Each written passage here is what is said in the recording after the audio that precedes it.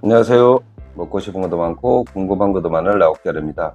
오늘은 라오스의 정부 부처 그리고 공무원 국가통치제도에 대해서 한번 알아보겠습니다. 라오스는 사회주의 일당제 국가입니다. 그래서 라오스 인민혁명당이 유일한 합법 정당이고 정부와 국가 운영을 사실상 독점을 하고 있습니다.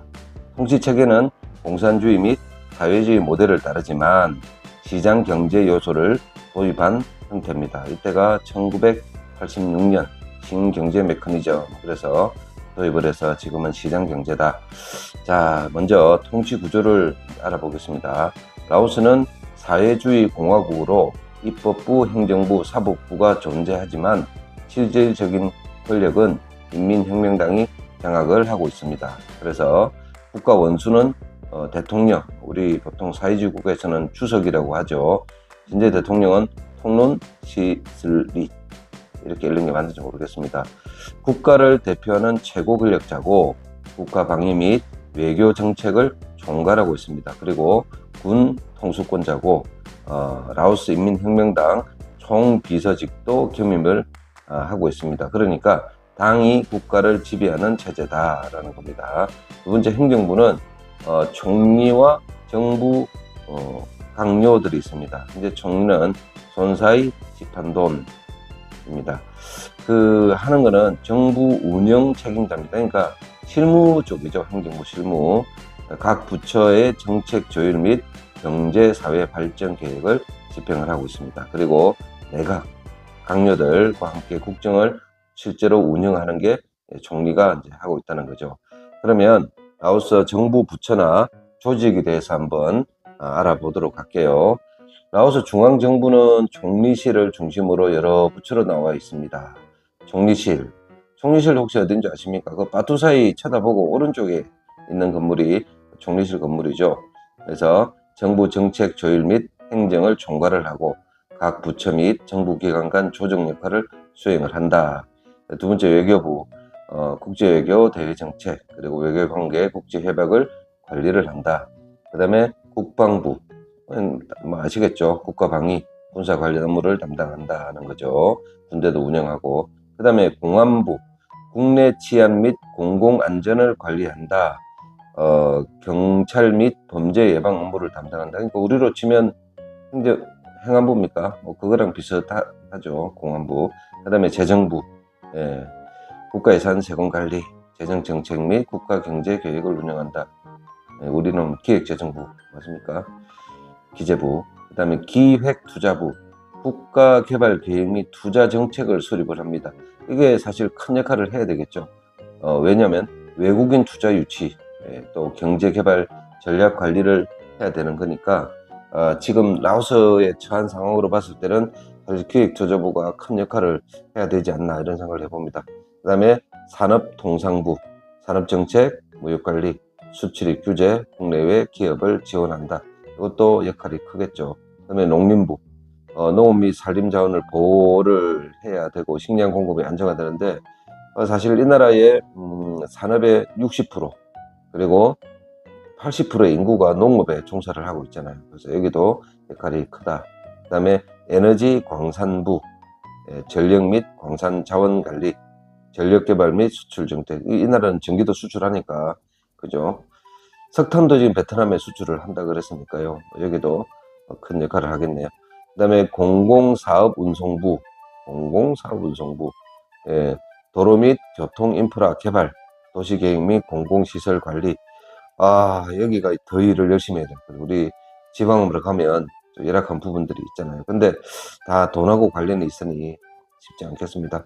그 다음에 정보문화관광부, 정보 및 미디어 정책을 수립을 하고 문화보호 및 관광산업, 이게 이제 저랑 관련이 있는 부서겠네요. 이거죠. 그 다음에 교육체육부, 교육정책 및 학교 운영관리. 여기도 큰 역할을 해야 되는데 체육 스포츠 발전 정책을 수행을 한다. 그 다음에 보건부, 이러고 보면 중요한 게 하나도 없네. 안 중요한 게 하나도 없네요. 그죠? 보건부. 이게 지금 다 열악하잖아요. 국민 건강증진 의료 정책을 수립하고 병원 및 의료시설을 관리한다. 그 다음에 노동사회복지부, 근로자들을 보호하고 취약계층을 지원을 해야 되는데 쉽지 않은 일이죠. 자연자원 환경보호 및 지속가능한 개발을 정책을 수립을 하고 천연자원을 보존하고 기후변화 대응을 하고 있더라고. 뭐 한다고 연락을 여기저기 뉴스는 많이 뜨는데 제대로 되는지는 잘 알 수가 없습니다. 자, 라오스 공무원 시스템인데요.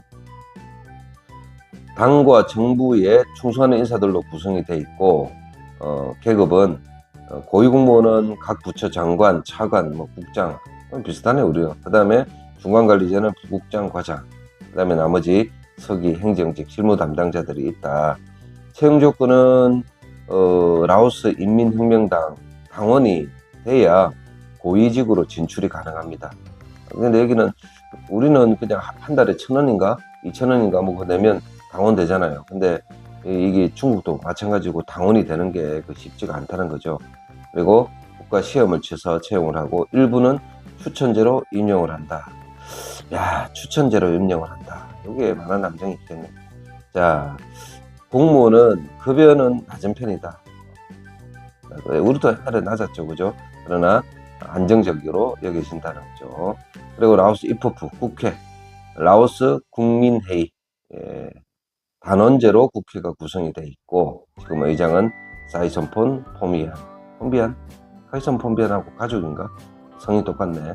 어쨌든 사이손폰 폼비안 역할은 법률을 제정하고 정부를 견제를 한다. 국가 예산도 심의를 하고 대통령 및 총리도 선출하는데 실제 내용은 형식적인 승인 절차를 가진다.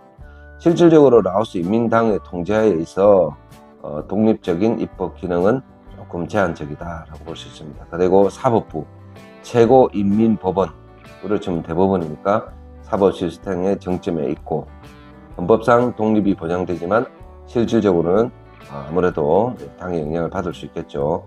경찰, 군부와도 긴밀하게 연결되어 국가 안보, 사회주의 이념 수호 역할을 하고 있다는 거죠. 자, 그래서 라오스는 일당제 사회주의 국가이어서 라오스 인민당이 국가 운영을 하고 있다. 그리고 대통령이 국가 원수고 군 통수권자로 강한 권한을 가지고 있습니다. 그리고 총리가 행정부를 이끌고 각 부처의 운영을 담당하고 있다는 겁니다. 입법부와 사법부는 형식적으로는 독립적이지만 실질적으로 당하고 같이 일을 한다는 거죠. 공무원 체계는 역시 당하고 연결이 돼 있고 국가의 주요 정책은 중앙 집권적으로 결정이 되는 형태라는 거죠. 라오스 정부 운영 체계는 전통적인 사회주의 모델을 유지하면서도 전인적으로 개방적이고 경제정책을 도입하는 방식으로 계속 발전을 하고 있다는 겁니다. 오늘은 라오스의 정부 조직, 그리고 공무원, 그리고 국가 조직, 통치 제도에 대해서 간단히 살펴봤습니다. 감사합니다. 라오 깨알이었습니다.